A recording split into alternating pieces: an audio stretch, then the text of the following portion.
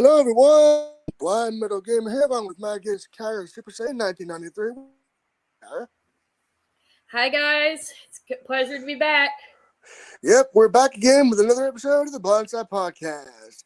Tonight, we're going to do something a little bit different. We're going to talk about how we had to use advocacy to get the job where we're at today. So, what we're going to do is I'm going to let kaira go first and tell her story, and then I'm going to share mine. And we're going to tell our stories of how we use advocacy to get where we are today. So, kaira, the All right, floor so is yours. mine is a complex story. I was out of college and I was trying to find jobs through all the means. I was trying temp agencies. I was trying job searches. OVR, which is Office of Vocational Rehabilitation. I was trying the works. Finally, I get invited to apply through a temp agency, and they placed me right away. Not now. Sorry, that's my computer. Um, and so and they hire me right away, and I go and I go in. I've done all my paperwork for work, and they tell me, yeah, you're gonna be in the call center, and I'm just overwhelmed with nerves immediately. I'm like, the call center? What do you mean the call center? I was told I was being hired for data entry positions. What the heck are y'all putting me in the call center for? And so I'm sitting through orientation. I'm fighting back tears. And finally, after the girl is done with, sends off the other girl who started the same day as me, she said, okay, look, we'll work something out. You don't have to be in the call center. I know it's not anything I can do. I mean, it's not for everyone. And so by standing my ground, I got into a position I like. And I did not get stuck in a job that I knew I would do terribly in and get fired from. And it's been 3 months and I'm doing well.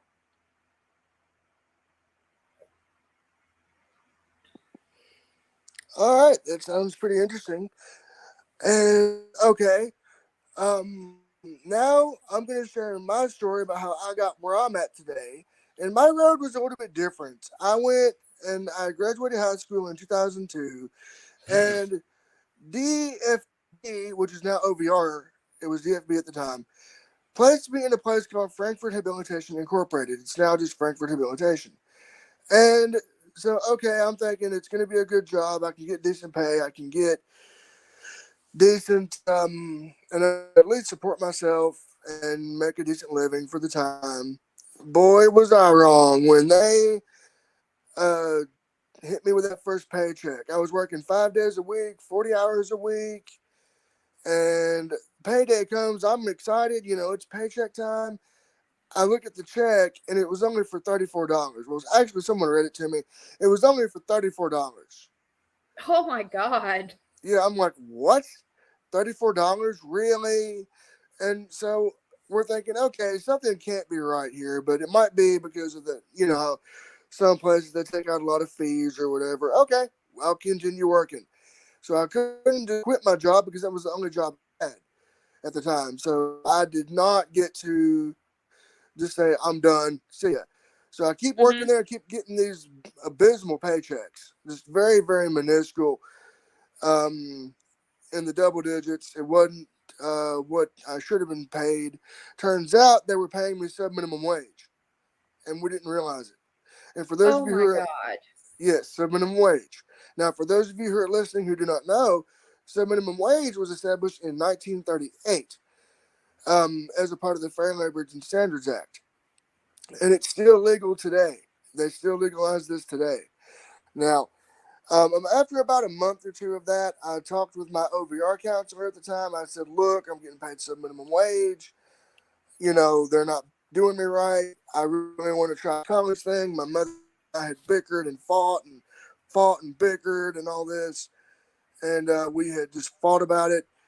I wanted to go to college. I really wanted to go because everybody was like, oh, that's what you got to do. That's what's up. And then, so after about a month or two of that, my mom finally realized, hey, they're screwing him over. Let's at least let him give it a try. So I quit my job in September 2003 at Frankfurt Habilitation. I then prepared to go to BCTC, and I went to the Charles W. McDowell Center from December 2003 to March to prepare for the compass test. I took the compass test in August of 2005, and I got accepted into BCTC. What I didn't expect was I get moved into my job on August 19th of that year, and it's the biggest shock of my life. I only got this ginormous CCTV. It's big enough to take up about, I would say, a table with camera Mm-hmm. and monitor and all that. So it was that big. It wasn't like it is today with readers that are, with apps that'll read things to you and things like that. So I just get that one piece of equipment. I'm like, where's my other stuff? Where's the computer? Where's the printer? Where's the other stuff? Oh, well, that's not arrived yet, is what they told me. It was being shipped, but they were being slow about it. So I'm like, okay, fine, I'll make do. I go to class, and I had to take an intermediate math class, intermediate math. So I get into that, and the math professor was like, okay, no calculators. I went up to her, I said, ma'am, the OFB OVR got me a specific calculator so I could do these problems. She said, no calculator at all. Go see the accommodations office. Okay. So I go down there, and I go into the reception area in the front, and I asked to speak to the disability worker at the time. I said, may I speak to the disability worker? And they looked at me with a straight face and said, you got anything better to do? That was their exact words. Oh my So, gosh. so I knew right then I was in a must lose situation, not in a must win situation. I was in a must lose situation. What that means is I needed to get out of that situation and fail at it and get me a job because it was not going to work. So basically, what happened was I basically dropped out. And that night, my mom called me. I was looking at my syllabus. I said, well, I don't have what I need. They're not helping me. She said, you want to come home and just go to work? I said, you know what? Come and get me. So her and her boyfriend at the time came and got me. They packed all my stuff, except the microwave and fridge. We let my roommate keep that. And to help make up for that loss financially, my roommate's mother cut me and my mom a check for the microwave and the fridge. So the whole dorm helped me move out, and they were sad to see me go. But because of the circumstances, I couldn't do it. There was no way. Yeah. I was gonna fail. I was doomed to fail from day one. So I get home, and I then met Craig, the OVR counselor. His name was Craig Callahan. Is who I met after all that went down. And they actually tried to get me back out at Frankfurt Rehabilitation. I said, no, I'm not going out there. I'm not going to go through that again after what I just went through. You didn't help me with college. This was the OVR counselor that I had at the time. I think his name was Reed Becker. I think. Don't quote me on that. So Mm-hmm. I met Craig Callahan in 2005. He sat me down and we said, look, we're going to come up with a plan. You need to get out there and get to working. The best thing to do is get volunteer work going. I get volunteer work going. I start working at the Senior Citizen Center in my hometown. And I worked there from October of '06 to December of '06. And that really, really helped get my name out there. And then I worked at the Salvation Army for a little while. Then I started doing data entry at a church that Kaira and I know very well. Mm-hmm. I started doing data entry there. And I met a guy named Milton Tyree in 2008. And he helped me get the job I have now with the Commonwealth Council on Developmental Disabilities. And pre-COVID, I started in November of 2009, and my duties included answering and transferring calls, shredding, greeting visitors, assisting visitors where they needed to go, stuff like that. Your basic receptionist type duties, front desk manager stuff. Then, as time evolved and COVID started, I had to work from home. So, okay, what does he do now? I now do I review products for the Human Development Institute for accessibility. I do um, notes for various council meetings and LRC committee meetings and other stuff like that. I also do my usual editing of said notes and submitting of said notes. Now, I use public transportation to get to and from work. Recently, I just started going back into the office 2 days a week. So while I'm there, I not only do the note taking and the product reviews, I also partake in my usual front desk managerial responsibilities. So you kind of get the best of both worlds. Yep. And, I've had the job since 2009. I'm able to now support myself and my family. I'm able to, do things that I've not been able to do before. I have assistive technology such as a phone and things, which are mine that I got through my stable account. I have a computer, which, I use for work when I work from home. Mm-hmm. So, yeah, things are going great. And I owe it all to competitive, integrated employment and customized employment. So, a big shout out to Adeco for taking Kyra and I on and letting us experience real work for real wages and get Yeah. me out of the hellhole that was sheltered employment. Now, um, I do want to say that I believe things need to change in that realm dramatically in terms of sheltered employment. I understand that there are people that need it, Yeah. families that do need that because if loved ones don't have a place to go and they need a place for them to go during the day, they get paid and then they get something that doesn't affect their Medicare or Medicaid. But I also understand too, there are people like Kyra and myself and many others that don't need to be in that. You know, I think what they ought to do is, have it where, okay, if you can do X amount of hours of work per week and do certain types of work, and prove you can get out of that, then graduate from that to maybe something like what Kyra and I do. Wouldn't you agree? I agree. And the fact that you were working 40 hours a week, 5 days a week, and were getting paid sub minimum wage is outrageous to me. I mean, that should not be legal in today's day and age. No, it should not. But it is. It is. And here's the other thing. Here's the other thing. My experience, I went through all this after going through the works, ten working on a degree for 10 years and on, and only to find out, oh yeah, your piece of paper, yeah, it doesn't qualify you. You need help getting a job. So, and here's the other thing. I got lucky. I got lucky. I got a pay increase my first week on the job. Hey, you I went can't beat that. I went from barely above minimum wage to and to enough to where I can get better health insurance and I can sustain myself. Heck, we're looking at getting myself an apartment, um, and if that's the case, then I'll be able to pay utilities on said apartment. I could technically Nice. pay the rent on it, but $600, $675 a month for rent is expensive, especially in Oh where we yeah. live. Oh yeah. With me, my living situation's a little different, but it took me some time to get where I'm at. But I'm at a point now where I can help. I'm buying my own groceries.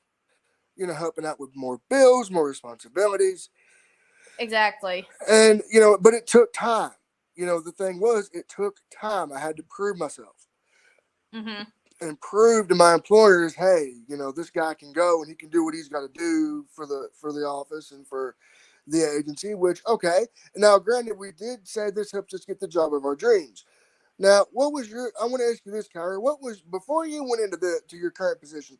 What was your dream job that you didn't get to land, but you really wanted it?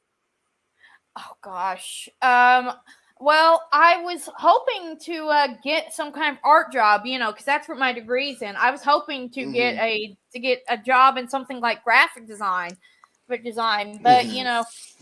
ultimately though my degree and my lack of experience and my lack of job experience. I mean, I'm the kind of person that's been fired from almost every job, volunteer or Mm-hmm. part-time that I've had. So all those cards were just not in my favor and I would bomb interviews and everything else. So for me, this was actually good because now I'm in a job that I love. I get to do data entry. I get to do quality checks. I get to look at records that people need to access on a daily basis. I mean, you don't think you're in. I mean, what? I mean, I wouldn't have called this my dream job when I applied for it, but now this pretty much is my dream job. I love where I am. All right. Now, with me, I wanted to be a radio DJ. I wanted to go into radio and broadcasting, and it ate at me. When college didn't work out, and then I'm like, okay, I tell them, okay, I want to go into broadcasting. Can we at least look into it? They were going to look into it for me. They were going to look into this and see if it would be a doable thing. Because, if it's not doable, if it's not realistically possible to get employment, the OVR, they want you to get employed as soon as possible. I get that. So the focus shifted. There was another friend of mine who needed a job as well. So they thought, Yeah. okay, let's do the state route because that would be easier for them, I'm guessing. But, hey, maybe the broadcasting didn't work out, for a reason. But, and yeah, I'll admit it. There are times I do gripe and complain. I'm sure we all do at our jobs. We all gripe and moan. But, I think of it like this. It's helping me to achieve the life that I would want to have, Exactly. So the dream job might not have been in reach. It's helping me to achieve a good life. So I'm grateful for that as we head into Thanksgiving and Turkey Day and eating all that scrumptious food. Not just that, into the holidays where it's about giving, not just receiving. Exactly. I'm grateful because now, don't get me wrong, I'm still getting the you need to stop spending lecture, but now it's like, but now I can actually support myself on like my various purchases or like on Christmas shopping for once. Right. Christmas shopping, various purchases I want. And yeah, I get the you need to stop spending deal too. Don't feel bad. So we're both in the same boat. I know. Okay. So with that being said, we've shared our stories. Do you have anything you want to say as far as, like advice for anyone who's going to be graduating high school or in a position where they need to get a job and where they need to use advocacy?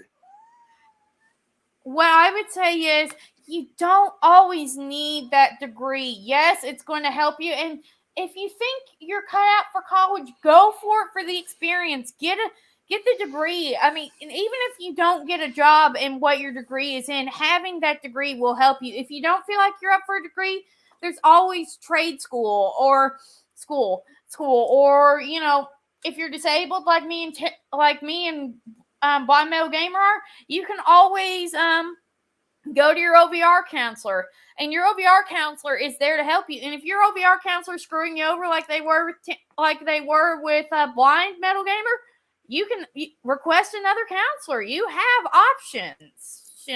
You need to grow some skin. You need to grow some hide and be your own advocate in these situations. Just sitting there and folding your arms being all I don't know. It's not going to get you anywhere. Trust me, I would know. I dragged my feet through trade school and I got kicked out 3 times because of it. So I get it. Oh, you need to grow, hide, and be your own advocate, no matter what card you're dealt. Oh, yes. I would say, yeah. If college don't work for you, and you need that job piece, if you have a disability, your OVR counselor. They'll help you. If you feel like you can do it on your own, go about it that route. And don't be afraid to use a temp agency. That's... Oh, yeah. That's what me and Kyra used.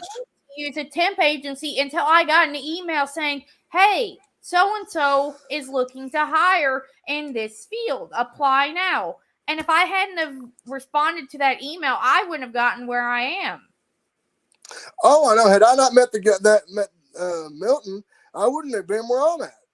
Now, if I hadn't gotten that email from, I think it was Indeed. If I hadn't gotten that email from Indeed saying that Adecco was looking to hire, I wouldn't be where I am. Oh, I know. I wouldn't be where I'm at either if I hadn't met him and went through that. Now, granted, yeah, I've had the job 13 years, and I still kind of long for that desire to go into the field that I wanted to go into, but maybe this might be building the portfolio for that. Exactly. And this, And here's the sorry, go ahead. and you know, I mean, I'm not only do these podcasts, but I do, other things as well. But I think that this is helping to get things going, possibly in that direction, maybe one day, because I know where Yeah. I'm at probably won't be a forever thing. I got to think of plans B, C, D, E, F, whatever. Yeah. And here's the other thing. Even if you land a temp job, it doesn't mean that your field is up once your temp job's over. They told me from day one that it's not a matter of if your contract gets bought. It's a matter of when your contract gets bought. They want to keep you. Mm-hmm. If you do well, and you abide by their rules, chances are you've got a lifetime job even though you're working for a temp agency. Oh yeah, oh yeah, and like I said, maybe the radio thing probably wouldn't have been because you have to go to school for that, and but I think, like I said, by doing these, I'm still doing the broadcasting I want to do on the side and doing the work I need to do, during the day and doing what I got to do to make a little few extra bucks. So, Exactly.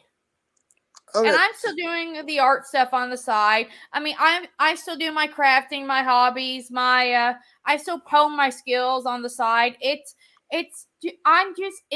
I'm working a job that helps me make ends meet. right, so, okay. So before we wrap up, do you have anything you want to say to anyone that might be in a similar position that might be struggling with their advocacy skills? Do you have any advice for them before we wrap up? What I will say is be your own advocate. Keep in touch with your resources. If you feel like you're not getting anywhere, don't be afraid to reach out. You have options. You have supports. Use those supports. Don't be afraid all the time. Oh yeah, my advice would be, use those advocacy skills that you've been taught. If you have to have someone advocate for you and be your voice and help you with your advocacy skills, don't hesitate to ask for help, because even Kaira and I will even have to ask for help sometimes. But Exactly. there have been times I would freak out, literally freak out, and they're like, "Okay, what do you need help with?" You know, I need help with this. Okay, let me help you. And but see, if you don't ask for it, they're not going to know. So always ask for help if needed. And if you are, in the position of having to, get a job, don't be, do like Kyra said. Don't be afraid to use a temporary agency or something like that, because that might lead to some good opportunities for you. So, Exactly. Kyra, any closing remarks before we sign off? No, I think I'm good. All right. With that being said, this has been a YouTube exclusive episode of the Blindside Podcast. This will be available on Spotify and other podcasting platforms very soon. Also, for those of you tuning in on youtube.com/blindmetalgamer, I will be streaming God of War Ragnarok on Wednesday and WWE 2K22 tomorrow evening. So with that being said, for Kaira Super Saiyan, I've been your host, Blind Metal Gamer, saying so long everyone, and peace out. I'll see you guys next time. Bye, guys.